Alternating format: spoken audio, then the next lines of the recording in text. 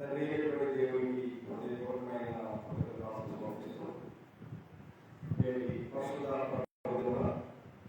ఆరాధన చేతులు వచ్చినటువంటి ఆమె సహోదరి సహోదరులందరికీ కూడా మన ఊర్వశమైన క్రీస్తు అందరికీ ప్రత్యేకమైన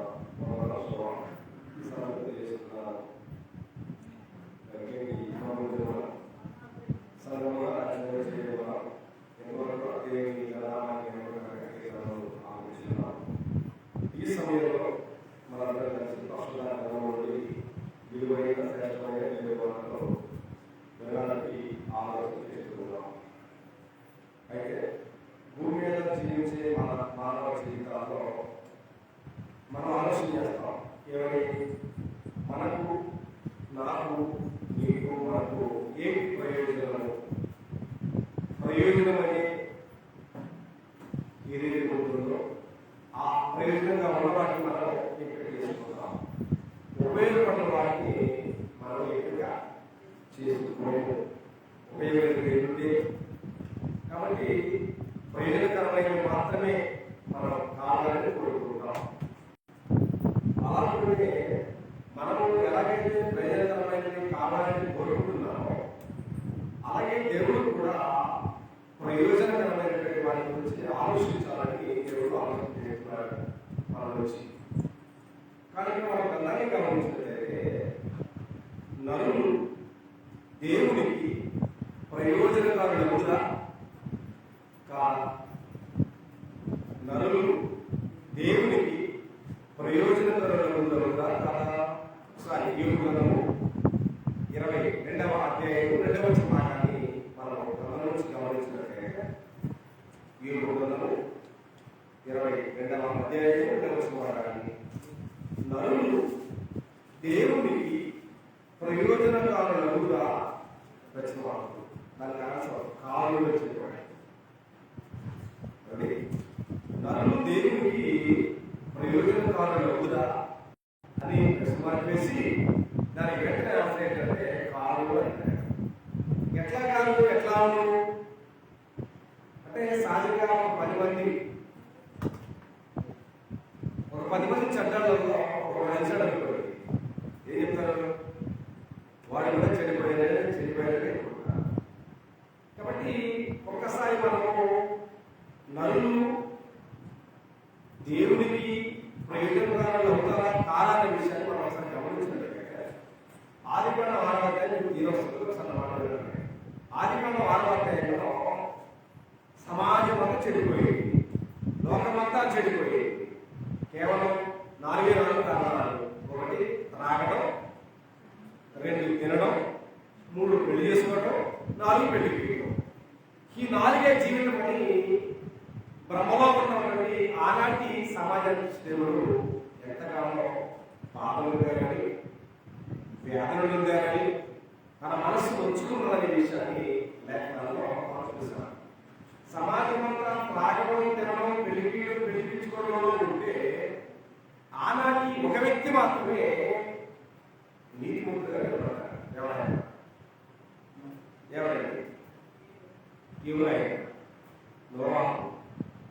నోవాహు మాత్రమే తన తరములో నీతిపరుడు, నిందారహితుడు, తన తరములో దేవుడితో నడిచిన వాడనేటువంటి స్టేట్ పెట్టి మనం గ్రంథం నుంచి చూడగలుగుతున్నాం. సమాజం అంతా చెడిపోయింది, కానీ ఆయన చెడిపోయినా లోకమంతా అప్రయోజనంగా మారింది. కానీ ఇతర మాత్రం దేవుడికి ప్రయోజనకరంగా మారినది గ్రంథం గురించి వస్తున్నారు. కానీ ఇవాళ అలాంటి సత్య ఆధారంగా మనం దొరుకుతుందా అంటే కాబట్టి గ్రంథాన్ని మనం గమనించినప్పుడు, లేఖనాలను మనం గమనించినప్పుడు ఈ భూమి మీద మానవులుగా ఉన్న మనము స్వార్థాన్ని విలువద్దారు కాబట్టి మనకు ప్రయోజనకరమైన వీటిలో వాటిని ఎంచుకుంటాం. ఎంచుకోవాలి, తప్పు కాదు. అలా ఉంటుంది మన జీవితం కూడా దేవునికి ప్రయోజనకరంగా ఉండాలి అని కోరుకునేటువంటి ఉన్నారంటారా? లేదు. నాకు దేవుడు ఉపయోగపడాలా, కానీ నేను దేవునికి ఉపయోగపడను. దేవుడు నన్ను బాగు చేయాలా, కానీ నేను దేవుడు మాత్రం చేయలేదు. అనేటువంటి నినాదంతో ఇవాళ భూమి మీద మనుషులు ప్రయాణం చేస్తారు. వాస్తవానికి అంటే మానవుడు దేవుడికి ప్రయోజనాలు విధులు అంటే 99.9 మంది ప్రజలు దేవుడికి నిష్ప్రయోజనంగానే మారేది అలాంటి సత్య ప్రామాణికమైన భగవంతుడు గురించే రోమపతి 3 రోజులు పెట్టుకొచ్చింది. ఏ భేదము లేదు, అందరూ పాపం చేసి దేవుడు అనిపించే మహిళ పొందలేకపోతారని చెప్పాడు. కిందకు వచ్చాడు 3 కాంపున్నారంటే నీతిమంతుడు లేడు, ఒక్కడైనా కూడా లేడు. అందరూ త్రోవ తప్పి ఏకముగా పనికి మారిన వారే లేమాట చదువుతున్నా. అంటే అదేంటి? దేవునికి మహిమకు పనికొచ్చే వారు ఉన్నారా? లేరు. మరి వాళ్ళ భయపడే వాళ్ళు ఉన్నారా? వచ్చిన వాళ్ళు ఉన్నారా? అంటే వాళ్ళ కోసం వాళ్ళు భయపడే వాళ్ళు చాలా మంది ఉన్నారు. కానీ మనం ఇతరులకి ఏమి ఉపయోగపడం, మనం దేవునికి అన్నది కానీ అది కొడుతుందా? ఆ కొనడమే కాకుండా నా ప్రజలు ప్రయోజనం లేని వారి వరకు ప్రయోజనం లేని వాటిని మహిమపడుతున్నారు. నిజంగా మనం ఎందుకోసం వచ్చాం ఈ లోకానికి? మనం ఈ లోకానికి ఎందుకు వచ్చామంటే దేవుడు మనకి ఇచ్చినటువంటి సంస్థల వాటిని అనుసరించి ఆ అనుగ్రహించినటువంటి దేవుడిని మహిమపరచడానికి, కీర్తించడానికి, గణపరచడానికి, గొప్ప చేయడానికి మనం ఈ లోకానికి వచ్చామని వస్తాం. కానీ మనం పెరిగి పెద్దవారం అయ్యే పని మన ఆలోచన దేవుడి మీద ఉంటుందా? దేవుడు ఎవరు తెలుసా? ఎవరి దేవుడిని వెతకాలని, దేవుడిని ప్రార్థించాలని, దేవుడిని స్థుతించాలని అనేటువంటి పుస్తకాలు తప్పడానికి ప్రశ్నలు జీవితంలో ఉంటుందంటే ఎలా కనిపించడం? కాబట్టి ఒకసారి ఇర్మియా గ్రంథము 2వ అధ్యాయం 11వ వచనం మనం అందరి నుంచి గమనించినట్లయితే, ఇర్మియా గ్రంథము 2వ అధ్యాయం 11వ వచనం భాగాన్ని మనం అందరి నుంచి గమనించినట్లయితే, దైవత్వము లేని దైవత్వము లేని అన్నాడు. దైవత్వం లేని ఏమన్నా తెలుసు? దైవత్వము లేని ఏమన్నా చెప్పండి. దైవత్వం లేకపోవడం అర్థం ఏంటి? ఒక్కసారి అపోస్తలుల కార్యక్రమం ఇలాగే వచ్చింది. అపోస్తలుల కార్యక్రమం 17వ అధ్యాయం, అపోస్తలుల కార్యక్రమం 17వ అధ్యాయంలో వచ్చిన సమయంలో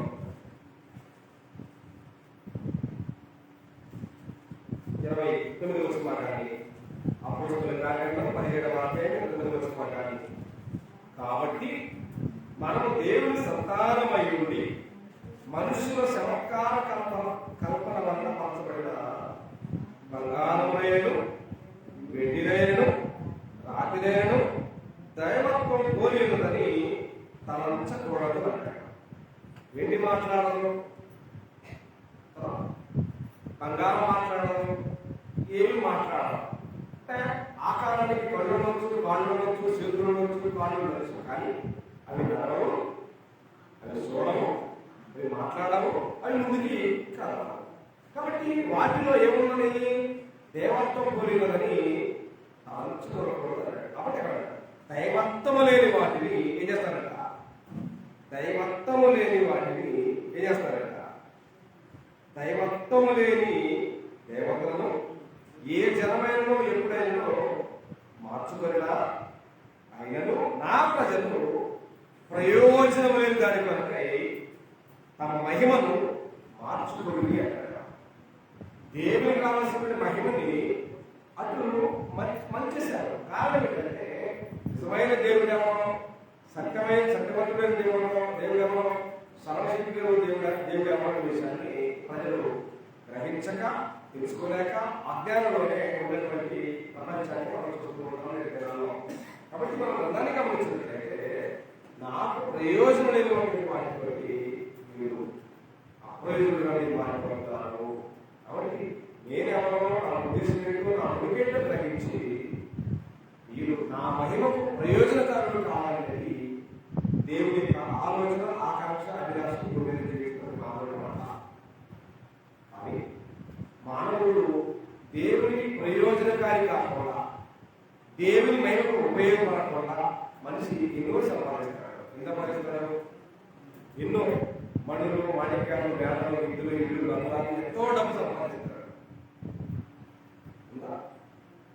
తాను సంపాదించిన ఆస్తి వల్ల తనకేమైనా ప్రయోజనం ఉంటుందా?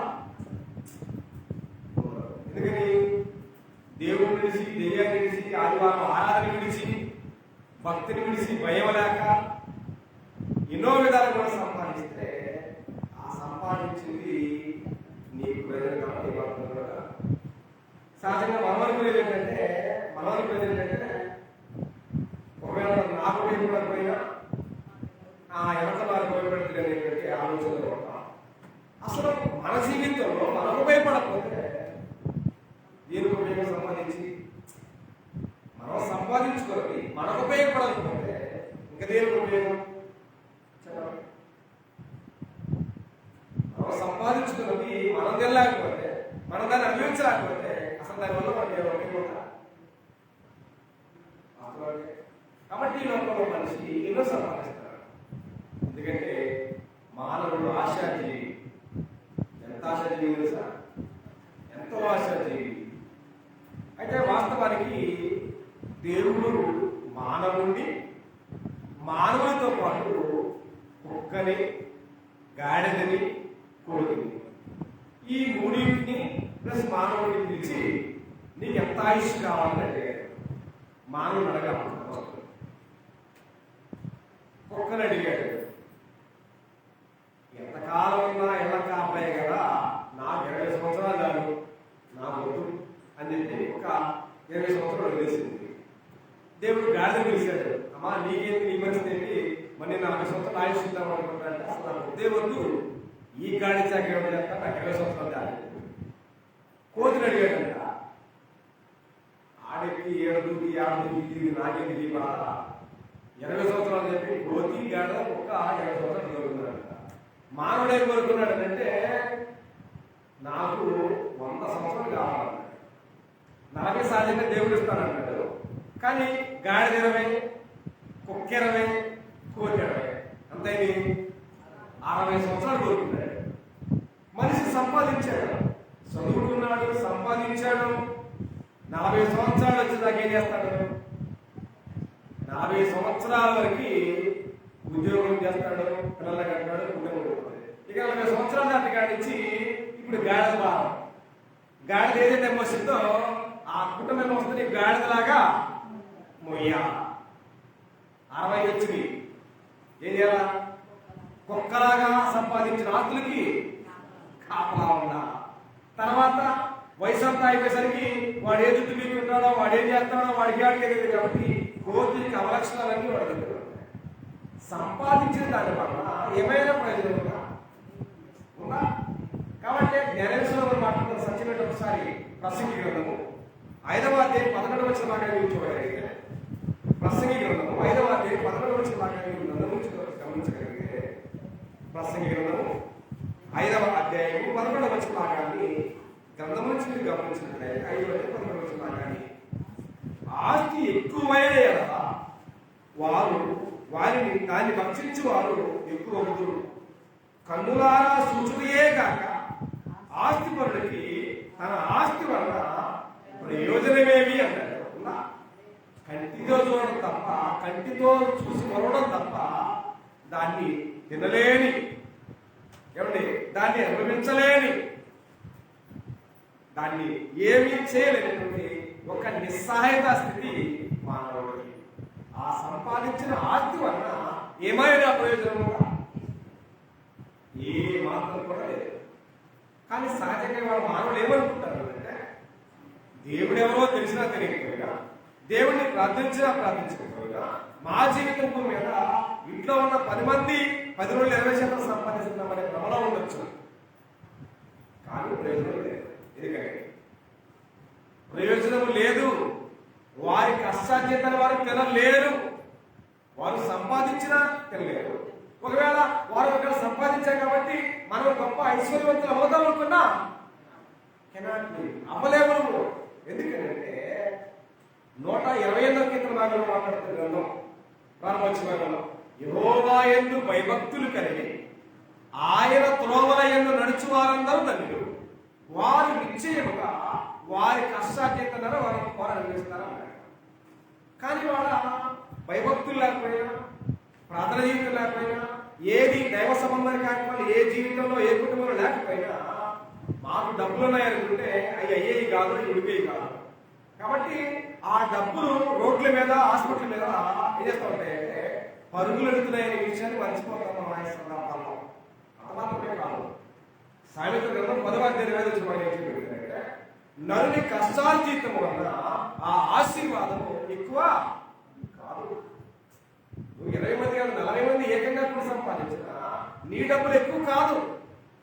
మనం ఏమనుకుంటామంటే రోజుకి నెలకి మన డబ్బులు ఇవ్వాలి, ఎక్కువ అవ్వాలి. వయసు పెరుగుతుంది, వయసుతో పాటు డబ్బులు కూడా పెరిగిపోవాలని కోరుకుంటాం. తప్పు లేదు, ఆశ మానవుడికి సహజం, మనిషి ఆశాజీవి. కానీ దురాశాజీవి కాకూడదన్నది గ్రంథం బోధించుకోవాలనుకున్నాను. కానీ అలాంటి ఆశీర్వాదం ఎక్కువ అవ్వాలంటే నీకేం కావాలా? ఆయన ఎందుకు భయభక్తులు కలిగి ఉన్నా, ఆయన త్రోవల్లో నడిచేవాడమై ఉన్నా. అప్పుడు యెహోవాయే ఆశీర్వాదము ఐశ్వర్యం ఇచ్చేవాడు. ఆయన లేకుండా, ఆయన తెలుసుకోకుండా, ఆయన ఆరాధించకుండా, ఆయన ప్రార్థన చేయకుండా జీవితం అంతా లోకాన్ని సమర్పించి నన్ను దీవించు నన్ను దీవించు అంటే తప్పనేది అవుతా. నువ్వు కష్టపడి సంపాదించిన నీ ఆశీర్వాదం ఎక్కువ రోడ్డు మీద పరుగుతూ ఉంటుంది.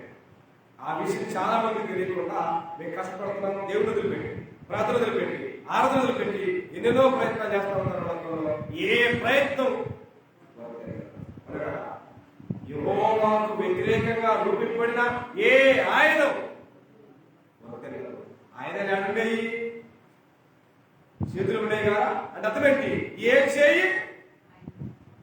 చేయి వర్తెలదు. ఇంకా ఆయనకు విరోధంగా రూపింపబడే ఏ ఆయుధం అంటే ఏ ఆయుధమైనా చేతులకి రావాలా.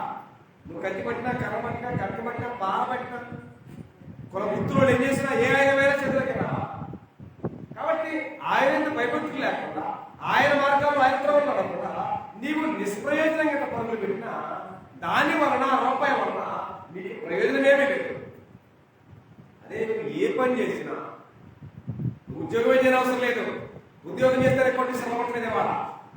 ఉద్యోగం చేయని వాళ్ళు కూడా, ఉద్యోగం చేసే వాళ్ళు కూడా ఎప్పటికీ నోటి మీద పట్టుకోవాలనుకుంటారు. మర్చిపోకండి, ఉద్యోగస్తులైతే ఏముండాలా? ఉద్యోగస్తులైతే ఏనాడో ఇంటి కట్టుకున్నా. కానీ ఉంటున్నాయా? చాలా మందికి రిటైర్మెంట్ అయినా కూడా ఉద్యోగాలకి ఇల్లు లేవు. ఇప్పటికీ ఉద్యోగాలు చేసే వాళ్ళకి ఇల్లు లేవు. అర్థమేంటి? ధనం ఉండటం వలన నువ్వేదో పెద్ద గొప్ప వర్గం మాకు కాబట్టి అన్నాడు, నీ కష్టార్జితాన్ని నువ్వు అనుభవించలేవు. ఎప్పుడు? యెహోవా యందు భయభక్తులు కలిగి ఆయన త్రోవల్లో నడవలేకపోతే ఎంత రిచ్ అనుకుంటమైనా రోడ్ల మీద పాఠమైన విషయం మర్చిపోవద్దన్నట్టుకి. కాబట్టి ఆ ఆశీర్వాదం యెహోవాను గ్రహించాలి. ఆయన గ్రహించాలంటే నీవు ఆయన భయభక్తులు కలిగి ఉండాలా. ఆయన మార్గాలు నడవకుండా నేను సంపాదిస్తున్నా, నేను ఉద్యోగం వస్తున్నాని నువ్వు ఎంత వెర్రవిగినా నీ అభివృద్ధి గొర్రెతో అనే విషయాన్ని మనం వెనక మర్చిపోవద్దు. కాబట్టి ఇక్కడ తాను సంపాదించిన ఆస్తి వలన అతనికి ఏమి ప్రయోజనం అనే మాట లేకుండా రాయబడింది. అర్థమే కాదు, మత్తయి 16వ అధ్యాయంలో మాట్లాడాడు.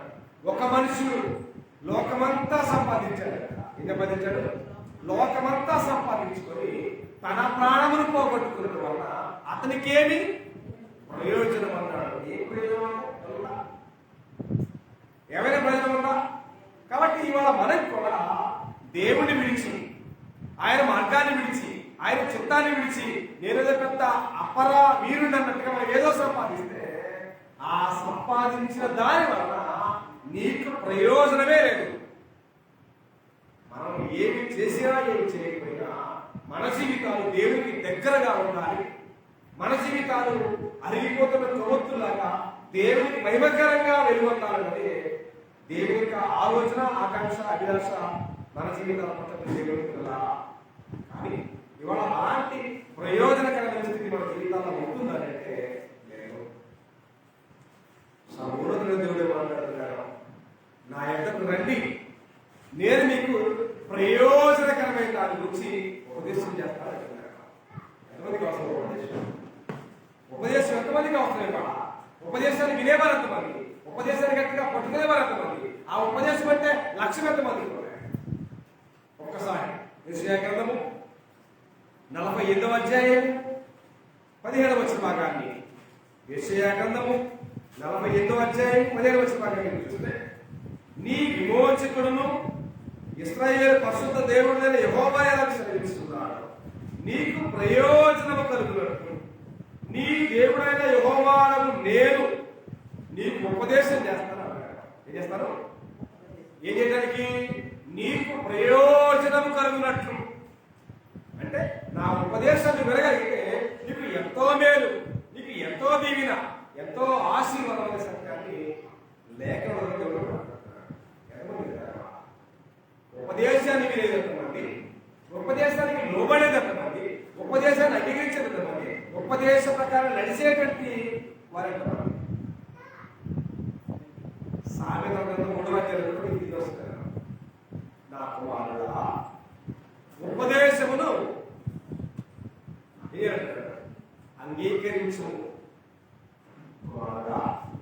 ఆజ్ఞలను హృదయపూర్వకంగా కైకొను. చూసారా? ఉపదేశాన్ని అంగీకరించు. ఎక్కడ? హృదయంలో, మనసుతో అంగీకరించు, మెదడుతో కాదు. ఇవాళ క్రైస్తవ ప్రపంచం అంతా అంగీకరించేది పైకి మెదడుతో తప్ప హృదయపూర్వకంగా స్పష్టంగా మాట్లాడారు. నా కుమారుడా ఉపదేశమును అంగీకరించు, నా ఆజ్ఞలను హృదయపూర్వకంగా కైకొను. అవి నీకు ఏవి? ఉపదేశంలో ఉన్న ఆజ్ఞలు నీకేం చేస్తాయి? నీకు మేలు చేస్తాయి. ఏంటా మేలు అంటే సుఖజీవంతో కలిసే సంవత్సరాలను, దీర్ఘాయువును, శాంతిని నీకు కలగజేస్తాయి. అంటే ఇక్కడ మనము దేవుని ఉపదేశాన్ని మర్చిపోయి ఆయన ఆజ్ఞలను విడిచిపెడితే, ఆయన ఆజ్ఞలు పాటించకపోతే మనకేం మిస్ అవుతున్నాయంటే, ఒకటి సుఖజీవంతో గడిచే సంవత్సరాలు, అంటే జీవితానికి సుఖం లేదు. ఆస్తులు ఉండొచ్చు, అంతస్తులు ఉండొచ్చు, మేడలు ఉండొచ్చు, విద్యలు ఉండొచ్చు, ఎన్నైనా ఉండొచ్చు, కానీ జీవితానికి సుఖం అనేది లేకపోతే ఏ ప్రయోజనం చెప్పండి? మేడల్లో ఉన్నా సుఖం లేదు, కనీసం పురుగుడుసులో ఉంటే సుఖం ఉంటుంది వాళ్ళని చూస్తే. కానీ దేవుడు చెప్తున్నాడు, నిజంగా నా ఉపదేశాన్ని మర్చిపోకుండా ఉంటే, ఆజ్ఞల హృదయపూర్వకంగా గైకొంటే అవి నీకు, నా మాటలు కదా అవి, నా మాటలు నీకేం చేస్తాయంటే సుఖజీవంతో గడి సంవత్సరాలని, దీర్ఘాయువుని, శాంతిని నీకు కలగజేస్తాయి. నువ్వు వాటిని విడిచిపెడితే ఏంటి? ఆజ్ఞలను విడిచిపెడితే, ఆజ్ఞలు గైకలేకపోతే, నువ్వు లోకంలో నటిస్తే అవి నీకు నీ దగ్గర నుంచి సుఖజీవంతో గడి సంవత్సరాలు నీ దగ్గర, రెండు దీర్ఘాయువు లేదు, నీకు శాంతి లేదు. ఎన్నున్నాయి? లోకంలో ఉన్నటువంటి డబ్బులు ఉన్నాయి, మేడలు ఉన్నాయి, బంగారం ఉన్నాయి, అన్నీ ఉన్నాయి. కానీ సుఖజీవంతో గడిచే జీవితానికి సుఖం లేదు, జీవితానికి ఆయుష్ లేదు, జీవితానికి శాంతి లేదు. ఇంకేముంది? ఇంకేముందా? ఎంత సంపాదించినా మానవునికి సుఖం అనేది లేకపోతే, దీర్ఘాయుష్ లేకపోతే, జీవితానికి శాంతి అనేది లేకపోతే ఇంక దేని ప్రయోజనం చెప్పండి? ఇక చెట్టుకి, అడవిలో ఉన్నటువంటి మృగానికి మానవుడికి తేడా ఉందా? ఏం లేదు. అవి ఎండకెళ్తాయి, వానలు ఉంటాయి, అన్నిటి కాలం మొత్తం నడిపిస్తాయి. మనకు కూడా వాటితో సమానం తప్ప ఏం ప్రయోజనం లేదు. కాబట్టి మానవుడై జీవించేటందుకు, మానవుడై మీద పుట్టినందుకు మన శరీరానికి అవి ఖచ్చితంగా కావాలని దేవుడు కోరుతున్నాడు. అవి కావాలి అంటే నీకే కావాలా? నా కుమారుడా నా ఉపదేశాన్ని మర్చిపో, నా ఆజ్ఞలను హృదయపూర్వకంగా గైకొన్నట్లయితే అవి నీకు ఇస్తాయి. కాబట్టి అవి నీకు ఇవ్వాలి అంటే ఎక్కడున్నాయి? నీకు ప్రయోజనకాల ఉపదేశాన్ని నేను చేస్తా. నువ్వు కమ్ బ్యాక్, నువ్వు రా, తిరిగి రావాలి. ఉపదేశం కోసం వస్తాడు, ప్రార్థన కోసం వస్తాడు, డిస్కోడానికి పెట్టాడు. జనాలు ఇసుకెత్తే రాలినంతా జనాభాని డిస్కో డాన్స్ అక్కడ చూడొచ్చు. అదేదో ప్రార్థనా కొట్టాలు పెడితే జనాలు కనిపించవు. ఎందుకంటే మంచి అంటే జనాలకి ఎక్కడ నచ్చదు. చెడు అనేది సమాజాన్ని బాగా వేస్తుంది, అట్రాక్ట్ చేసింది. కాబట్టి చెడుకి ప్రజలు లోకమంతా కూడా దగ్గరగా ఉన్నారు. కాబట్టి అలాంటి లోక దినాల్లో నీతిమంతుడు ఒక కుటుంబం ఉంటే నీతిమంతుడు కుటుంబం ఏమన్నారు?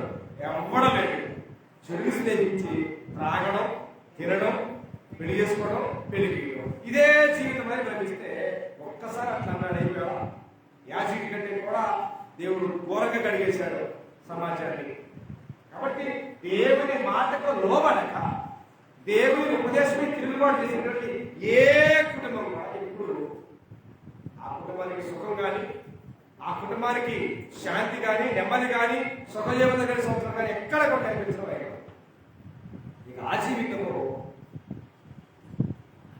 మూడైనటువంటి శక్తి తప్ప దేవుడి మన జీవితాన్ని వస్తున్నాయి. కాబట్టి మనం గ్రంథాన్ని గమనించినట్లయితే ఈ భూమి మీద ఒక మానవుడు అనేకుల ప్రయోజనకరంగా మారాలి. ఎవరైనా ఒక మనుషుడు అనేకుల ప్రయోజనకరంగా మారాలి. ఎవరు మారాలి? ఇవాళ మనం కూడా ఒకళ్ళ ప్రయోజనం కోసం కూడా చేస్తామా? నా ప్రయోజనం ఏంటో, నా కుటుంబ ప్రయోజనం ఏంటో, నా వ్యక్తిగత ప్రయోజనం ఏంటో అంతవరకే నేను వస్తా. ఎదుటివాడు ఏమైపోయినా నా ప్రయోజనమే ప్రాముఖ్యమైనటువంటి సమాజంలో సర్వోన్నతుడైన సర్వశక్తిమంతుడైన దేవుడు ఆయన లోకంలో ప్రజలందరి కోసం ఒక్క వ్యక్తిని ప్రయోజనకరంగా మారాలని ఒకసారి యోహాను సువార్త 18వ అధ్యాయం 14 వచ్చిన ప్రకారం చూడబోతున్న సమయంలో యోహాను సువార్త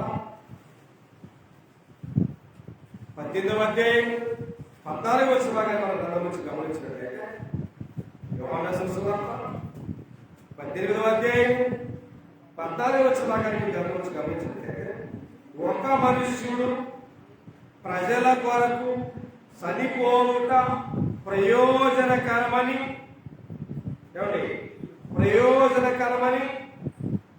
యూదులకు ఆలోచన చెప్పిన వాడు కైపా. ఎవరా మనుషుడు? లోకమంతా ఏముంది? లోకమంతా పాపంలో ఉంది, అప్రయోజనంలో ఉంది, పనికి మారిస్థితిలో ఉన్నటువంటి ప్రజలు. అలాంటి నిష్ప్రయోజనమైన ప్రజలను ప్రయోజనకరంగా మార్చాలి అంటే ఒక మనుషుడు చనిపోవుట అగత్యము అని చెప్పి కైప మాట్లాడి ప్రధాన యాజకుడు. ఎక్కడుందన్నమాట?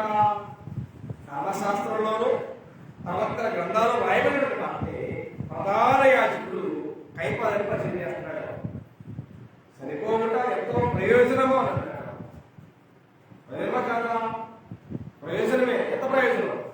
సర్వ మానవాళిని వారి పాపముల నుండి విడిపించగలిగిన, రక్షించగలిగిన సమర్థుడైనటువంటి మన రక్షకుడు కదా. కాబట్టి కదా యేసు అనేటువంటి నామధేయానికి అర్థమేంటి? తన ప్రజలను వారి పాపముల నుండి రక్షిస్తారు. కనుక ఆయన పేరు యేసు అనగా రక్షకుడైనటువంటి నామకరణాన్ని గ్రంథంలో చూడగలుగుతున్నారు. కాబట్టి ఆయన ఒక మనుషుడుగా యేసుకున్నాడు, మనుషులందరి కోసం పెట్టాడు. పవిత్రమైనటువంటి విలువైన ప్రాణాన్ని కలువరిస్తున్న వారి మీద దాని విలువ ఇక్కడ ఎంతమందికి అర్థమైంది? విలువ అర్థమైన వాడు తక్కువ, విలువ అర్థం కానివాడు ఎక్కువ మంది క్రైస్తవులు. అంటే వాళ్ళ క్రైస్తవం ఆచారంగా మిగిలిపోయింది, ఆచారంగా మిగిలిపోయింది కానీ ఆజ్ఞం లేదు. అక్కడ సులభం దేవుడు మాట్లాడడం ఏమన్నాడు? నాకు మానడా ఉపదేశాన్ని మర్చిపోతాడు, ఆజ్ఞలను హృదయపూర్వకంగా గైకొన్నాడు.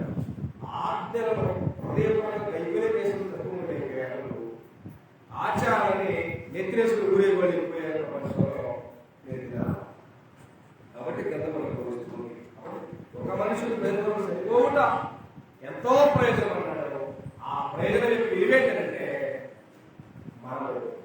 మన జీవితాలను అడిగి తెల్లని హిమములాగా మార్చినటువంటి నీతివంతులుగా, పరిశుద్ధులుగా, పవిత్రులుగా వాళ్ళ మార్చబడి తండ్రి అని పిలుస్తున్నారంటే ఆయన పడినటువంటి శ్రమ, ఆయన చిందించినటువంటి విలువైన దాని ద్వారా మాత్రం మనం ఇవాళ దేవుడి సన్నిధికి చేరుతున్నామని విషయం మర్చిపోకుండా నేను వెళ్ళిపోకుండా మీకు ప్రయోజనకరమైన మాట ఎవరు మాట్లాడారు? నేను వెళ్ళిపోకుండా మీకు ప్రయోజనకరమని ఎవరు మాట్లాడారు? గ్రంథంలో యేసు ప్రభువు మాట్లాడారు. అంటే యేసు ప్రభువు వెళ్ళిపోకుండా లోకంలో ఏ రకమైన మేలు, ఏ రకమైన మేలు గ్రంథాన్ని మనకు గమనిస్తారు. యోహాను సువార్త 16వ అధ్యాయం 7వ వచనం చూస్తే యోహాను సువార్త 16వ అధ్యాయం 7వ వచనం చూస్తే నేను వెళ్ళిపోవుట నీకు ప్రయోజనకరం అంటాడు. ఎందుకని ప్రయోజనకరం? 16వ అధ్యాయం 7వ వచనం యోహాను సువార్త. అయితే నేను మీతో సత్యము చెప్పుచున్నాను, నేను వెళ్ళిపోవటం వలన మీకు ప్రయోజనకరం అంటాడు. నేను వెళ్ళని ఎడల ఆదరణకర్త మీ యొద్దకు రాడు. నేను వెళ్ళని ఎడల ఆయన మీ యొద్దకు పంపుడు. అంటే మనలందరినీ మనందరి పాపాలకు చనిపోవడం, మరణించడం, తిరిగి లేవడం, తర్వాత మనందరి పాపాల నిమిత్తము మన బాధ్యత ఏంటో, నువ్వు పాపివి, నువ్వు సత్యంలో ఉండు, అసత్యం ఇది, దేవుడది, దెయ్యం అనేటువంటి విఫలంగా చెప్పడానికి వ్యక్తెవరో పరిశుద్ధాత్ముడే. కాబట్టి ఆయన నేను వెళ్ళి మీ కొరకు సత్యస్వరూపమైన ఆత్మను పంపిస్తా. ఆయన ఎక్కడ నడిపిస్తాడు? సర్వసత్యములను నడిపిస్తాడని ప్రభు చెప్తున్నాడు. కానీ వాళ్ళ ప్రపంచం అంతా ఏం నడుస్తుంది? సర్వ అసత్యం నడుస్తుంది. క్రైస్తవం అని ముద్ర వాళ్ళ ముద్ర వేసుకుంటారు. కానీ సత్యంలో నడుస్తున్న ముద్ర వేసింది ఎవరు? పరిశుద్ధాత్ముడయ్యా. కానీ వాళ్ళ పరిశుద్ధాత్ముడికి అవకాశమే లేదు ప్రపంచంలో. దురాత్మలు వేసుకుని ఎగురుతా పరిశుద్ధాత్ముడి పేరు పెట్టుకున్నారు. వాళ్ళ దగ్గర ఉన్న ఆత్మ దురాత్మ, దెయ్యాత్మ, దేవుడాత్మ, బ్రహ్మత్యాత్మ, ఏ ఆత్మ అనేది వాళ్ళకి తెలియదు. కానీ ఆత్మ వచ్చిందంటారు, ఆత్మ ఎవరో తెలియదు. కానీ దేవుని ఆత్మ ఎప్పుడు కూడా అల్లరి ఎక్కడ అల్లరి లేదు, అలజడి లేదు, శబ్దంలోనే గొడవ లేదు, క్రమముగా మర్యాదగా ఉంటుంది. దేవుడు సమాధానానికి కర్త కానీ అల్లరికి ఆయన కర్త కాదు. అల్లరికి కర్త ఎవడో సాతారు, వాడు చేస్తూ ఉంటాడు. వాడు చేసే పనులు ప్రజలు ఏమనుకుంటారంటే ఇది పెద్ద దేవుడి పని అనుకుంటారు, కానీ అది పెద్ద దెయ్యాత్మ విషయం మర్చిపోవాలి. కాబట్టి నేను వెళ్ళాలి కదా మీకు ప్రయోజనం కావాలి. ఎందుకంటే మీ మధ్యగా వస్తారు. నేను వెళ్తే నేను వెళ్ళకుండా ఉంటే పరిశుద్ధాత్ముడే ఆధారకర్త మీ దగ్గరకు రాడు. కాబట్టి నేను వెళ్ళి మీ కొరకు ఆయన ఆయన మీదకి వచ్చి మళ్ళీ సర్వ సత్యములకి నడిపిస్తారు. నేను వెళ్ళి మీరేమవుతారు? ఆయన మీ మధ్యకు రాకపోతే మీరేమవుతారు? నేను మిమ్మల్ని అనాథలుగా యేసుకు వెళ్ళిన తర్వాత పరిశుద్ధాత్ముడు రాకపోతే మనం ఏమవుతాం? అనాథంగా ఉంటాం. కాబట్టి అనాథం అవ్వడం దేవుడికి ఇష్టం కాదు కదా. యేసుకు వారికి మాట్లాడాడు, నేను వెళ్ళి మీ కొరకు ఆధారకర్త నడిపిస్తా. ఆయన వచ్చి మీరు సర్వ సత్యంలోనికి రక్షణ కాకుండా నేను మీకు ఏ సంగతి అయితే బోధించానో నా వాటిని తీసుకుంటా తప్ప కొత్త వింతైన రుచికరమైనటువంటి బోధ ఏమి మీకు చేయడం. నేను మీకు ఏవైతే బోధించానో లోపల మీద ఉన్నప్పుడు వాటిని తిరిగి రిమైండ్ చేస్తాడని ప్రభు చెప్తే, ఇవాళ పరిశుద్ధాత్మకు వాక్యానికి వ్యతిరేకంగా అనేక రకాల అన్యాయకరమైన బోధ ప్రపంచంలో పోయింది. సత్యవాక్యం తెలుసుకోకుండా, సత్యవాక్యం అడగకుండా, తెలుసుకోకుండా, లోపడకుండా ఏం చేసిన ఉపయోగం ఏమి లేదు. వాస్తవానికి అయితే ప్రార్థన అంటే బాప్తీసం తీసుకున్న పరిశుద్ధులై ఉండొచ్చు, ప్రతి ఆదివారం ప్రార్థనకు వచ్చి లాట్ సపం చేసేవాళ్ళు అయి ఉండొచ్చు, విశ్వాసం ఉండొచ్చు, సమస్తము ఉండొచ్చు. కానీ ఒకటనేది లేకపోతే వాడి జీవితం నిష్ప్రయోజనం. ఇది చెప్పాలా? పరిశుద్ధులు ఉండొచ్చు, పవిత్రత ఉండొచ్చు, భక్తులు ఉండొచ్చు, విశ్వాసం ఉండొచ్చు, నీ మనసులో ఉన్న ఏది ఉన్నాయో అన్నీ ఉండొచ్చు. కానీ దేవుడు కోరుకున్నది ఒకటి లేకపోతే ఇంకేం లేదు. ఏంటి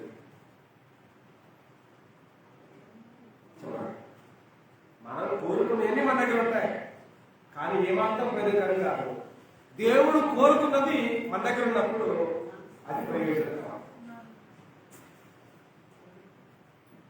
ఏంటి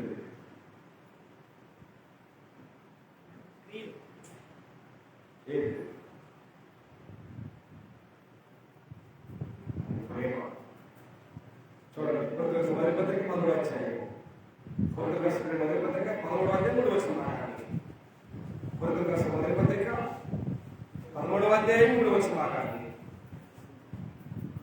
పేదల పోషణ కొరకు నా ఆస్తి అంత ఇచ్చినను కాల్చ కాల్చబడుటకు నా శరీరం అప్పగించినను ప్రేమ లేని వాడనైతే నాకు ప్రయోజనమేమీ లేదు. పరిశుద్ధులే, ఆరాధనకు వచ్చేవారే, పరమభక్తులే, కానీ ఎదుటి వారి పట్ల ప్రేమ లేకపోతే నీ భక్తి వృధా చెప్పవచ్చు. కానీ వాళ్ళ మనైజ్మెంట్ అంటే మనల్ని మనం ప్రేమించుకుంటాం, మన కుటుంబాన్ని మాత్రమే ప్రేమించుకుంటాం. ఇక ఎవరితో మనం పని లేదు, ఎవరితో మనం పని లేదు. కానీ మనం పరమభక్తులు. ఉపయోగం ఉందా? లేకుండా పరిస్థితులు ఉన్నాయి. నిన్ను వలే నీ పొరుగు వారిని ప్రేమించాలి. ప్రేమించడం అర్థమేంటి? పొడి పొడి మాటలు చెప్పడమా? ఆ పొడి పొడి మాటలు కూడా చాలా మంది జీవితాలు ఖర్చు తిరుగుతున్నారు. కాబట్టి ప్రేమ లేని వాళ్ళైతే నేను వ్యర్థుడినమని చెప్పుకొచ్చాను. ధర్మశాస్త్రంలో ఎలాంటివి ఉన్నాయి? కుదిరితే ఎన్నయ్యాయి? ధర్మశాస్త్రం సారాంశం అంతా సత్యమైంది కదా. ధర్మశాస్త్రం అంతయు నిన్ను వలె నీ పొరుగు వారిని ప్రేమించుమను ఒక్క మాటలో ఇంక్లూడ్ చేయబడి. మనం నిన్ను వల్ల నీ పొరుగు వారిని ప్రేమించకపోతే, మనకు మనంగా తుడుచుకొని కడుక్కొని వెళితే, ఇతర జీవితాలకు ఏమైనా ఉపయోగపడకపోతే, మనం ప్రార్థన చేసినా చేయలేదు, బాప్తిసం పొందినా చేయలేదు, ఆదివారానికి వేలకి పెట్టి నచ్చినా చేయలేదు, అసలు జీవితానికి ఉపయోగమే లేదు, తీసిపోయలేదు. లోకంలో అన్యుడు సమానం. ఏం లేకపోతే ఆస్తి మొత్తాన్ని రాసించాడంట. పేదల పోషణ కొరకే నా ఆస్తి మొత్తాన్ని సమర్పించిన, కాల్చబడిన నా శరీరం సమర్పించిన ప్రేమ లేని వాళ్ళైతే ప్రయోజనం లేదు. ఇంకేంటి చెప్పండి? క్రైస్తవ జీవితంలో ఉండాల్సిందేంటి? ప్రేమ. ఏమో ప్రేమ? కపటమ లేని, ఈర్ష లేని, నిస్వార్థమైన ప్రేమ ఉండాలని ప్రతి క్రైస్తవ జీవితాల్లో. కానీ ఆ ప్రేమ ఏడా కనిపించని ప్రేమ. ప్రేమ కేవలం దేనికి పరిమితం? భార్యకి భర్త, భర్తకి భార్య, వీళ్ళిద్దరికైతే కుటుంబం ప్రేమ తప్ప ఇతరులు ప్రేమించాలన్న ఆలోచన లేని ప్రేమ వృధా అవునే కదా. కాబట్టి నేను ప్రేమ లేని వాడినైతే ప్రయోజనకరమైనది ఏమీ లేదు అని చెప్పుకొచ్చాడు. క్రైస్తవులుగా మనం ఉన్నాము అంటే ఇతరులు ప్రేమించాలి.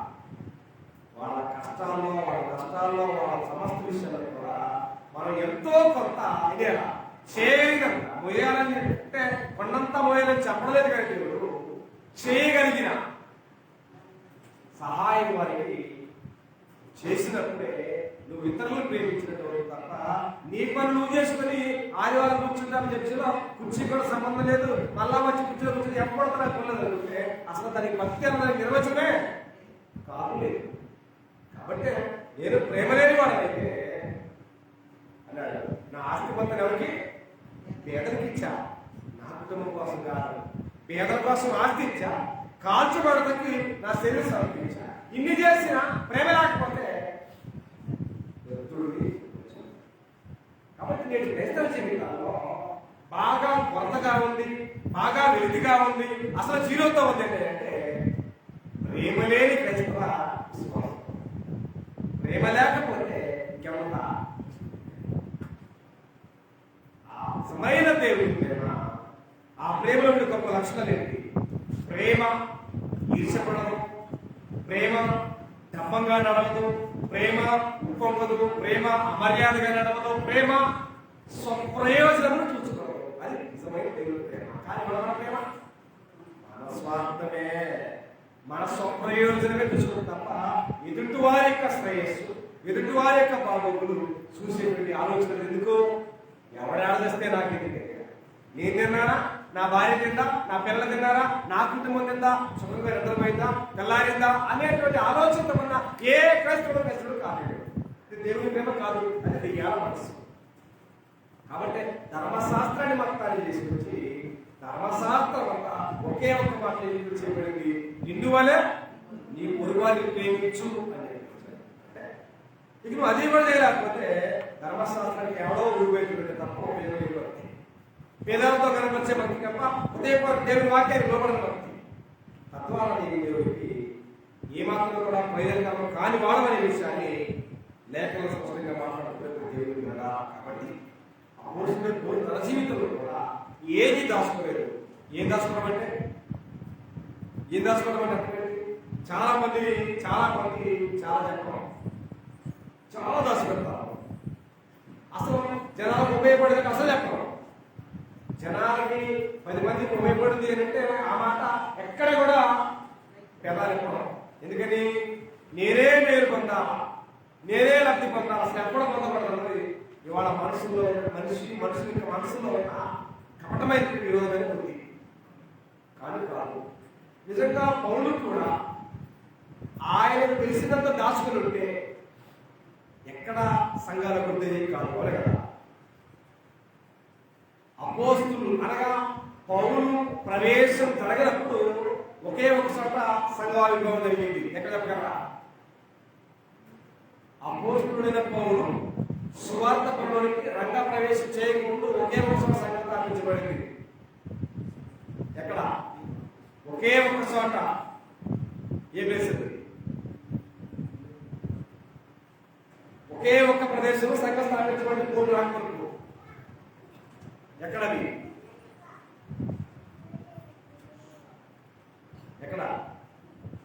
అపోస్తుడైన పౌలు సువార్త పనికి రాకముందు ఒకే ఒక్క ప్రదేశంలో సంఘం స్థాపించబడింది. ఎక్కడ?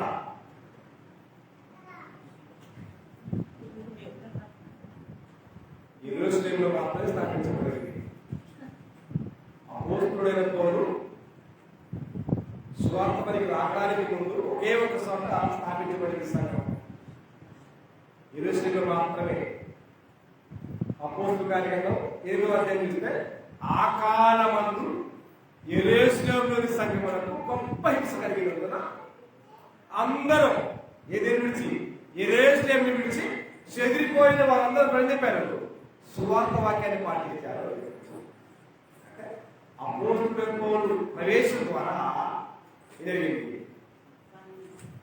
రోమా పట్టణంలో, గలతీ పట్టణంలో, కొరింథీ పట్టణంలో, ఫిలిప్పీ పట్టణంలో, కొలస పట్టణంలో, తెస్సలోనికే పట్టణంలో, అనేకమైన పట్టణాల్లో గొప్ప గొప్ప సంఘాలు పుట్టుకొచ్చాయి. దానికి మూలం ఎవరు? అపోస్తులైన పౌలు. అలాంటి పౌలు మాత్రం సత్యమైన ఒకసారి అపోస్తుల కార్యక్రమం 20వ అధ్యాయం 20వ వచనం చూస్తే దేవుని సంకల్పం అంతా ఏమి దాచుకోలేదు చెప్పాడు. అపోస్తుల కార్యక్రమం 20వ అధ్యాయము 20వ వచనం భాగాన్ని. అపోస్తుల కార్యక్రమం 20వ అధ్యాయము 20వ వచనం భాగాన్ని. మరియు ప్రయోజనకరమైనది ఏది దాచుకొనక బహిరంగముగాను ఎంటెంటను మీకు తెలియజేయు బోధించు దేవుని యొక్క మారు మనసు పొంది మన ప్రభువైన యేసుక్రీస్తునందు విశ్వాసము చూడండి. యూదులకును గ్రీసు దేశస్తులకును ఎలాగ సాక్ష్యం ఇస్తుందో ఇదంతా మీకు తెలియదు అన్నాడు. ఎవరు రాశారా? దేవుని సంకల్పాన్ని ఎక్కడా లేవు రాసిపెట్టాడా? ఏమి రాసిపెట్టారు? ఒకసారి అలాగే చూడండి 26వ వచనం చూడాలి. కాబట్టి మీరు ఎవరి నాశనం విషయమైన నేను దోషిని కానీ నేడు మిమ్మల్ని సాక్ష్యం పెట్టుచున్నారు. దేవుని సంకల్పం అంతయు చూడండి, దేవుని సంకల్పం అంతయు మీకు తెలుపకుండా నేనేమి దాచుకోలేదన్నాడు. మనమైతే బంగారం దాచి పెడతాం లాకర్లేసి. బంగారం కంటే కూడా విలువైన మాటే, కానీ బంగారం లాగా ఏడో లాకర్లు పెట్టి తెలియకుండా అమాయకంగా నటిస్తామంటాం అనుకున్నారా? అది కాదు. నిజంగా పౌలు కూడా అలాగే దాచుకొని ఎక్కడో లాకర్లో పెట్టుంటే, ఏడో మూట పెట్టి ఎక్కడ మీద పెట్టుంటే అనేకమైన సంఘాలు, పట్టణాల సంఘాలు స్థాపించబడేవి కాదు. కానీ ఇవాళ మనము నేర్చుకున్న సత్యాన్ని, మనము నేర్చుకున్న వాక్యాన్ని, మనం నేర్చుకున్న ఉపదేశాన్ని అనేకరికి చేయాలి. ప్రయోజనకరం మనం ప్రకటించడం వల్ల వారికి అది వేరవుతుంది, అది ప్రయోజనం అవుతుంది. మనం కూడా దాచుకుంటే వారికి సువార్త తెలియదు, దేవుడు తెలియదు, వాక్యం కూడా తెలియదు. ఇవాళ లోపల మీకు చెప్పాలంటే బాగా టైం ఉంటుంది. అదే వాక్యం చెప్పాలంటే నూరు రాదు. అదే మీటింగ్ చెప్పంటే ఒక మీటింగ్ టైం ఉంటుంది, ఎనర్జీ వచ్చింది, ఆరోగ్యం బాగుంటుంది, అన్ని బాగుంటాయి. అదే దేవుని పని అనగానే జనాలకి జ్వరం వచ్చేసింది. ఇది స్వార్థం. ఈ మనసంతా ఎవరు తెలుసు? దేవుడు తెలుసు. దేవుని పని అంటే మన మనసు ఏంటో, దెయ్యాల పని అంటే మన మనసు ఏంటో, మీటింగ్లు అంటే ఏ మనసు ఏంటో దేవుడికి తెలుసు. కాబట్టి ఎవరి నుంచి ఎవరు కూడా నేనెలా నువ్వెలా అని చెప్పి ఎవరి నుంచి ఎవరు చెప్పకపోయినా దేవునికి సమస్తం తెలియదు. కానీ కూడదు, నేను ఏమీ కూడా దాచుకోలేదు, మీకు ప్రయోజనకరమైన ప్రతి సంగతిని ప్రేమపూర్వకంగా మాట్లాడాడు, ప్రేమపూర్వకంగా రాశాడు, ప్రేమపూర్వకమైన సంఘాలు స్థాపించాడు. దీన్ని బట్టి ఆయనలో ఉన్న దేవుని ప్రేమను బట్టే ఆ ప్రేమ అవునైతే మనకు అర్థమైతే అదే చెప్పనే ప్రేమ ఏంటో ప్రేమలో ఉన్న గొప్ప లక్షణం ఏంటంటే ప్రేమ ఎప్పుడు కూడా స్వప్రయోజనమును చూసుకోవాలి. ప్రేమ స్వప్రయోజనం చూసుకోదు. ప్రేమలో ఉన్న ప్రధానమైన లక్షణం ఆ ప్రేమ ఎక్కువ లేదు కాబట్టి మన విషయానికి ఎదుటి ఏమైపోయినా పర్లేదు, కానీ మనం మాత్రం దాసిందని బయటికి తీస్తే లోకానికి మేలు, అది పోగు చేశాడు, అలా విష్ణువు చేశాడు, మనకు కూడా చేయాల్సిన బాధ్యత పాపం లేదన్న విషయాన్ని బోధిస్తుంది. కానీ ఇవాళ భక్తి అనేది రెండు రకాలు. ఒకటి లోక సంబంధమైన భక్తి, రెండు ఆత్మ సంబంధమైన భక్తి. ఇవాళ లోకంలో ఉన్నటువంటి క్రైస్తవులకి ప్రార్థన పెడుతున్న వారికి వేదికరాల్లో ప్రార్థన పెడుతున్న వారికి ఏ భక్తి తెలుసు? లోక సంబంధమైన భక్తి తెలుసు. అది లోకాన్ని, సమాజాన్ని, కుటుంబాన్ని మెప్పించగలిగే భక్తి. కానీ దేవుడిని మెప్పించగలిగే వ్యక్తి రెండు ఒకేలాగా ఉన్నాయా? దేవుడిని మెప్పించే భక్తి, లోకాన్ని మెప్పించే భక్తి ఒకేలాగా ఉన్నాం. ఎందుకంటే యేసు అంటాడు, ఒక మనుష్యుడు ఇద్దరకు దాసులుగా ఉండేరను, దేవునికి సిరికి. సిరి అంటే లోకం, దేవుడు అంటే దేవుడే. ఒక మానవుడు ఇద్దరిని కూడా ఎంటర్టైన్మెంట్ చేయలేడు. ఎవరినైనా ఒకళ్ళే సంతోషపెడతాడు. లోకంలో ఉన్న సాతానున్నా లేదా దేవుడినా ఎవరైనా ఒకళ్ళే చేయాలి తప్ప ఇరువురు వ్యక్తికి దాసుడుగా ఉన్న లేదంటే ఈ గ్రంథంలోకి వాస్తవాలు. కానీ భక్తులకి భౌతిక సంబంధమైన భక్తి అర్థమయ్యేట్టుగా ఆత్మ సంబంధమైన భక్తి అర్థం కావాలి. భౌతిక సంబంధమైన భక్తి అర్థం కాకపోయినా పర్లేదు, కానీ ఆత్మ సంబంధమైన భక్తి ప్రాముఖ్యంగా అర్థం కావాలి. ఎందుకని? భౌతిక సంబంధ భక్తి మనం భూమి మీద ఉన్నంత కాలమే. ఆత్మ సంబంధ భక్తి మనం ఈ లోకాన్ని విడిచిన మనతో వెంట వచ్చేటువంటి భక్తి. కాబట్టి పౌలు మాట్లాడుతున్నాడు, గురించుకుంటున్నాను. అపోస్తలుడైన పౌలు తిమోతికి రాస్తూ 4వ అధ్యాయంలో 8వ వచనం, కానీ తిమోతికి రాసిన మొదటి పత్రిక 4వ అధ్యాయం 8వ వచనం చూడగలిగితే, తిమోతికి రాసిన మొదటి పత్రిక 4వ అధ్యాయం 8వ వచనం, కానీ శరీర సంబంధమైన సాధకం కొంచెం మట్టుకే ప్రజల కలమవును, కానీ దైవభక్తి ఎప్పటి జీవ విషయంలోనూ రాబో జీవ విషయంలోనూ వాగ్దానంతో కూడినదైన అది అన్ని విషయములలో ప్రయోజనకరమవును అన్నాడు. అన్ని విషయాల్లో ప్రయోజనకరం. ఏది? ఏ సంబంధమైన భక్తి? శరీర సంబంధమైన భక్తి, ఆత్మ సంబంధమైన భక్తి.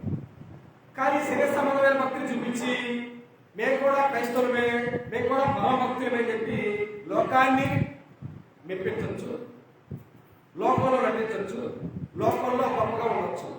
కానీ లోకములో మనుషుల ఎదుట గొప్పగా ఉన్నది ఏది మన దేవుని దృష్టికి అది అసహ్యం అని చెప్పొచ్చాడు. మనుష్యుల దృష్టికి యోగ్యమైనది దేవుని దృష్టికి అది అసహ్యం. మనుషులందరూ దృష్టికి ఇష్టం కాకపోయినా ఇబ్బంది లేదు, కానీ మనం చేసేది దేవుని దృష్టికి ఇష్టంగా ఉండాలి. కానీ జనలే కోరుకుంటారు ఏంటంటే లోకమంతా ఒకలాగా మీరు ఒకలాగా అంటే నిజమనేది ఎప్పుడు కూడా, సత్యమైనది ఎప్పుడు కూడా ఒంటరిగానే పోరాడుతూ ఉంటుంది. అబద్ధానికే అనేకమైనటువంటి చిన్నల పనులు కావాలి. దేనికి? అబద్ధాన్ని నమ్మించాలి కదా, నమ్మించాలి దానికి అనేకమైనటువంటి కల్పితాలు కావాలి. నిజం ఎప్పుడు సింగిల్గానే ఉంటుంది.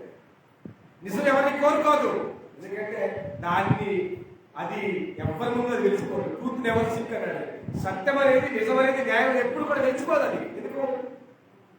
అది పట్టుకుతూనే అలాగ ఉంటుంది. కాబట్టి దాని రంగుని, దాని రూపుని దాని కలర్ని ఎవరు మార్చడం వాడి తరం కాదు. అయితే అబద్ధాన్ని మార్చాలంటే దానికి ఎన్నో రంగులు వేయాలా, ఎన్నో గొంతులు వంకాలా, ఎన్నో దానికి చిత్రలేఖన చేయాలా. కానీ ఆ వేసినటువంటి డ్రామా కానీ, వేసినటువంటి ఆర్ట్ కానీ, వేసిన కళలు కానీ ఏదో తినాలా ఖచ్చితంగా వెలిసిపోవాలి. కాబట్టి నిజమనేది, సత్యం అనేది సింగిల్ గారు ఉంటుంది. దాన్ని ఎవ్వరూ ఆపలేరు. నువ్వు ఎంత లోకిస్తాను మాట పెట్టినా దాన్ని ఆపడం ఎవరి తరం కాదు. కాబట్టి సత్యమైనది ఒక దూరంగా ఒక లోతుగానే ఉంటుంది. ఆ లోతుల్లో ఉన్న సత్యాన్ని, లోతుల్లో ఉన్న నీతి, లోతుల్లో ఉన్న భక్తిని ఎదగగలిగితే మనకు దీవెనయ్యేది. కానీ ఇవాళ లోకంలో అలాంటి పరిస్థితి లేదు. వాస్తవానికి ఎంతసేపటికి శరీర సంబంధంగా ఏం చూపిస్తుందంటే నాకు జరిగే ప్రయోజనం ఏంటి? ఇవాళ లోకంలో ఉన్న ప్రశ్న, ప్రార్థనకి వెళుతున్న వారి ప్రశ్న ఏంటంటే, నేను ప్రార్థనకి వెళితే యేసు ప్రభు నాకు చేసే మేలేంటి, నాకు చేసే ప్రయోజనం ఏంటి, నాకు జరిగే బెనిఫిట్ ఏంటి అన్నది ప్రశ్న. ఇదేనా ప్రశ్న? ఇది ప్రశ్న కాదు. నిజంగా లేఖనాల్లో దేవుడు వాక్యంతో మొత్తం మాట్లాడాడు. అబద్ధమాడనాడని దేవుడు అనాది కాలం అంటే వాగ్దానం చేశాడు. ఏమని? ఇల్లు ఇస్తానడా, ఆటకి వెళ్తానడా, బస్సు ఇస్తానడా, మీ పిల్లల విషయం విదేశాలు పంపిస్తానడా. విదేశాలు పంపించినా, నీకు బస్సు ఇచ్చినా, ఫ్లైట్ ఇచ్చినా, బంగారం ఇచ్చినా, ల్యాండ్ ఇచ్చినా, నిధులు ఇచ్చినా, ఆ ఇచ్చినటువంటి ఆస్తి వల్ల నీకు ఏమాత్రం ప్రయోజనం కాదు కదా. అదే దేవుడు ఇస్తారన్న వాగ్దానం ద్వితీయవాడు ఇస్తాడు కదా, ఆ వాగ్దానం ఎవరికి? నీకు. అది నీ సంతానానికో వాళ్ళ సంతానానికో అది ఏదో ఎవరికి ఇచ్చేది కాదు, భక్తి వ్యక్తిగతమైనది. కాబట్టి నీ భక్తి నీకు ధైర్యం పుట్టింపదా? పుట్టించింది ఎప్పుడు? నీ భక్తి వాక్య ప్రకారంగా, దేవుని చిత్త ప్రకారంగా ఉన్నప్పుడు నీకు నీ భక్తి ధైర్యంగానే ఉంటుంది. నీ భక్తి వాక్యాసంగా లేకపోతే నీకేమనిపించింది? ఇంకేంటి ధైర్యం? ఏడో శాతం ఏ మనిషి శాతం, ఏ చెట్టు శాతం, ఏ కుటుంబ శాతం దాక్కోవాల్సిన దుస్థితి మన ముందు రాకముందే ఈ భూమి మీద మన దృష్టిలో దేవునికి ప్రయోజనకరమైన ఆలోచన చేయాలి. దేవునికి ప్రయోజనకరమైన ఏంటి ఎవరైనా ఆలోచన చేయాలి తప్ప మనకేం ప్రయోజనం మన నుంచి ఆలోచన చేయవచ్చు. కాబట్టి ఇక్కడ అన్నాడు, శరీర సంబంధమైనటువంటి భక్తి కొత్త మట్టికే లాభం, కానీ ఆత్మ సంబంధమైన దైవ సంబంధమైన భక్తి ఇప్పటి ఈ లోకంలోనూ రాబోయేటువంటి లోకంలో కూడా ఎంతో ప్రయోజనకరంగా ఉంటే దాని మీద నేను దృష్టి పెట్టాలని చెప్పాడు. ఇవాళ రాబోయే దాని మీద దృష్టి పెట్టేవాళ్ళు ఉన్నారు. భూమి మీద బ్రతికిన కాలంలో నేను ఆ బ్రతికేనంటే నా ముందు ప్రశ్న లోకంలో భూమి మీద బ్రతుకుతున్న నా బ్రతుకుల్లో ఏమీ లేకపోతే సర్వ సమృద్ధిగా ఏమీ కొదవ లేకుండా ఉన్నారు. సో ఎలా తర్వాత చనిపోయిన తర్వాత పెట్ల పెట్టిన తర్వాత అక్కడ ఎక్కడో కళ్ళు తెరిచిన తర్వాత కళ్ళు తెరిచినప్పుడు ఎక్కడున్నా ఇబ్బంది లేదు, అక్కడ కళ్ళు తెరిచినప్పుడు ఎక్కడున్నా ఇబ్బంది లేదు అన్నటువంటి ముందు చూపు లేనటువంటి అజ్ఞాన క్రైస్తవుని ఆకాశాన్ని కట్టారు. ఇక్కడ మనకి ఏమీ లేకపోయినా ఇబ్బంది లేదు, ఏమి లేదు. ఇక్కడ దాన్ని చూసి ఎవరు కూడా ఉనికిపడద్దు, ఇక్కడ దాన్ని చూసి ఎవరు గర్వపడద్దు, ఇక్కడ దాన్ని చూసి ఎవరు అతిశయపడద్దు. ఇది శాశ్వతమేమి కాదు. ధనవంతుడు గోదారంగు వస్త్రాలు వేసుకుని విలువగా బ్రతికి ఆస్తులు కట్టించి, కోడలు కట్టించి, ఆత్మ ఆహారం తిప్పి నా ప్రాణమా తెలుగు రాజు చూపించమన్నాడు. ఎవరికి శాస్త్రమేడా? ఆస్తులున్నా శాస్త్రం కాదు, ఆస్తులు లేకపోతే శాస్త్రం కాదు. ధనవంతుడి కోసం ఆలోచించేయండి. ధనవంతుడు ఉన్నాడు, లాభం ఉన్నాడు. ధనవంతుడు ఎవరుకున్నాడంటే నేను ఇక్కడ బంగారంగా బ్రతుకుతున్నా, హ్యాపీగా బ్రతుకుతున్నా, నాకేమీ కొదవలేదు అన్నాడు. నీకేమైనా కొదువు లేకపోయినా ఏదో ఒక దినాన ఏమొచ్చింది మీదకి,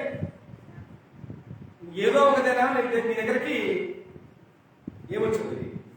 ఈ భూమి మీద మానవుడు బ్రతికిన కాలం అంతటిలో ఏమొచ్చినా ఏమి రాకపోయినా పుట్టిన ప్రతి మానవుడికి ఏది వచ్చినా ఏది రాకపోయినా ఒకటి మాత్రం వచ్చింది, మరణం అనే దేవుడికి మాత్రం వచ్చింది. ధనవంతుడు భూమి మీద బ్రతికాడు. ఏమీ లేని, ఆహారం లేని, వస్త్రము లేని, ఇల్లు లేని, ఉద్యోగము లేని, ఎస్టేట్ లేని, లాభం కూడా భూమి మీద ఉన్నాడు. ఆహారం కూడా లేదు. ఆయన వచ్చిన పురుగులతోటి గీక్కోవడానికి కూడా ఓపిక లేనటువంటి స్తోమత లేని వ్యక్తులు ఆయన ఉన్నాడు. ఆయన లోకంలో ఉన్నాడు, ఈయన లోకంలో ఉన్నాడు. లోకంలో ఉన్న ప్రతి మానవుడికి ఏంటి అంటే ఒకటి ఏంటి మరణం అనే దేవుడు పిలుపు. నరులారా తిరిగి రావాలన్న పిలుపు. అటు ధనవంతుణ్ణి, అన్నీ ఉన్న ధనవంతుణ్ణి, ఏమీ లేని లాజరు ఇద్దరు పిలిచారు దేవుడు. లాజరు ఎక్కడా? లాజరు ఎక్కడా? ధనవంతుడు ఎక్కడా? ధనవంతుడు అనుకున్నాడు నేను ఇక్కడ గొప్పగా బతికాను, ఎక్కడికి వెళ్ళినా నేను గొప్పగా బతకవచ్చు, డబ్బులు అట్లా పారేయచ్చు అనుకున్నాడు. ఉడికిందా? ఎడుగుద్ది. నీకు డబ్బులుంటే ఒకలాగా, డబ్బులు లేకపోతే ఒకలాగా. అన్ని లోకంలో ఎక్విప్మెంట్స్ మొత్తం కూడా డబ్బులుంటే ఒకలాగా వస్తారు, డబ్బులు లేకపోతే ఒకలాగా వస్తారు. అది అధికారులైనా ఏ డిపార్ట్మెంట్ అయినా డబ్బులుంటే ఒకలాగా వస్తారు, డబ్బులు లేకపోతే ఒకలాగా వస్తారు. పట్టించుకో డబ్బులు లేకపోతే అనేటువంటి పార్షాలిటీ ఇక్కడ ఉండొచ్చు. కానీ ఇక్కడ కళ్ళు మూస్తే తెలిసే లోకం ఉందే. అక్కడ నీ డబ్బులు, నీ బంగ్లాలు, నీ వేడలు, నీ నిధులు, నీ ఎస్టేట్లు, నీ రికమెండేషన్ ఏమి తీసుకెళ్ళి బంగాళాఖాతం తప్ప ఇద్దరు కళ్ళు మూసారు, ఇద్దరు కళ్ళాలు తెరిచారు. ధనవంతుడు కళ్ళు తెరిసరికి దరిద్రుడు అనమాట. వాస్తవానికి ధనవంతుడు కళ్ళు తెరిసరికి దరిద్రుడు ఎడలేవాడు లోపల రొట్టెలో ఎక్కడ కుక్కలకు వేసినటువంటి రొట్టెల దగ్గర లాజరుడేవాడు. ఎవరు తెరవగానే ధనవంతుడు కళ్ళు తెరవగానే లాజరుడు కనపడేవాడు కుక్కల దగ్గర. ఎందుకు? ఆహారం నిస్తాయితలో కుక్కలు వేసిన ఆహారం తినడానికి ఈడ చేరేవాడు. కానీ ఇదే రకంగా ధనవంతుడు అక్కడ కళ్ళు తెరిచాడు. అక్కడ కళ్ళు తెరిచి చూస్తే ధనవంతుడు ఏడన్నాడు అబ్రహామీకరణ నెమ్మది పొందుతున్నాడు. ఈర్ష కదా మానవుడు అంటే నిలువెల్లా ఈర్ష. చూశాడు, చూసి తండ్రివైన అబ్రహామా ఏంటి నా స్థితి, నేను అక్కడ ఏంటి, నేను బ్రతికిన బ్రతికేంటి, నా హోదా ఏంటి, ఏంటి నా పరిస్థితి ఏంటంటే, కుమారుడా నీకిచ్చిన నీ జీవిత కాలం అంతా నీకు ఇష్టమైన సుఖభోగాలు అనుభవించాడు. అలాగే కూడా గట్టిగా దరిద్రాన్ని అనిపించాడు. జ్ఞాపకం చేసుకో. ఆ దరిద్రానికి ప్రతిఫలమే 4 నెలలు కూర్చున్నాడు. నీకు ఆ శ్రమ తప్పదు అంటాడు. ఈ లోకంలో దైవభక్తిని విడిచిపెట్టి విలాసవంతమైన జీవితాలకు ఒకనాటి దిన ధనవంతుడికి ఏ గది అయితే పట్టిందో అదే గది మనకు. ఈ భూమి మీద తగ్గించుకొని బతుకుతున్నామా, హెచ్చించుకొని బతుకుతున్నామా, దేంతో బతుకుతున్నామా, ఏది శాస్త్రం బతుకుతున్నాము, ఏది ప్రయోజనకరంగా బతుకుతున్నాం అన్నది ఎవరికి వాళ్ళు ఆలోచించుకోవాల్సిన అవసరం ఉన్నాయి. కాబట్టి ఈ భూమి మీద బ్రతుకుండగానే ఏది ఉత్తమమైందో, ఏది రమ్యమైందో, ఏది ఖ్యాతి కలిగిందో అనే దాన్ని మనం గ్రహించాల్సిన అవసరం ఉంది. ఎందుకంటే దేవుడు ఆకాశం కంటే బుద్ధిని, భూజంతుల కంటే జ్ఞానం ఇచ్చాడు. వాటన్నిటిని ఆలోచించగలిగే సామర్థ్యం మన దగ్గర సోమరులో చెప్పగలిగే సోమరులో జరగలరా జ్ఞానం తెలుసుకోవాలి. అదే దేవుడి ఇచ్చిన మన దగ్గర ఉన్నాయనుకుంటే కనుక ఏది ప్రయోజనకరమైందో, ఏది ప్రయోజనకరం కాదో అనే విషయం గమనించి మనమంతా దేవుడికి ప్రయోజనకరంగా మారాలని, ప్రయోజనకరంగా జీవించాలని, మనం ఈ భూమి మీద ఆత్మసమాన జీవితంలో కరిగిపోతున్నట్టుగా లోకంలో వెలగాలని, వెలుగుతున్న మనసోదరు బట్టి దేవుడు ఆనందించేవాడైనటువంటి విషయాన్ని గమనించి మన ప్రయోజనం కోరక దేవుని మహిమ, దేవుని పని అనే ప్రయోజనం కోరుతూ అనేకులు కుమారుకరంగా, దేవునికి మహిమకరంగా, మనందరి కుటుంబాలకు ఆశీర్వాదకరంగా ప్రతి వారి కుటుంబాలను జీవించాలని ప్రతి వారికి నేను హెచ్చరిస్తూ ఈ అవకాశం దేవుడికి హృదయపూర్వమైన కృతజ్ఞతలు సమర్పిస్తూ ఇటు వాక్యం యొక్క శ్రద్ధతో వెళ్తున్న కూడా నా హృదయ